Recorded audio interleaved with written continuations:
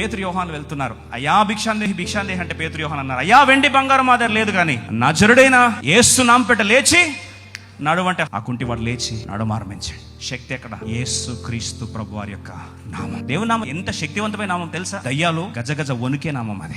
ఆయన నామం పెరగడం ఏదడిగినా సరే ఏం చేస్తాడు ప్రభు? ఇస్తానన్నాడు కదా. రోమా 10:13 రాస్తుంది, in the name of Jesus you will be saved. 9:34 ఆయనయ్య యేసు క్రీస్తు నిన్ను స్వస్థపరుచున్నాడు, నీవు లేచి నీ పరుపు నీవే పరుచుకోనమని అతనితో ఒక ముగ్గురు కూర్చొని చిట్ చాట్ చేయండి. శక్తే ఉండదు అక్కడ. మత్తయి 18:20 ఏమని రాస్తుంది చూడండి, ఏలైనగా 2-3 నా నామమున, యేసు ప్రభు నామం పేరట ఉంటే ఆ ప్రాంతంలో దేవుని సన్నిధి ఉంటుంది. యేసు ప్రభు నామంలో శక్తి ఎప్పుడు చూసావా?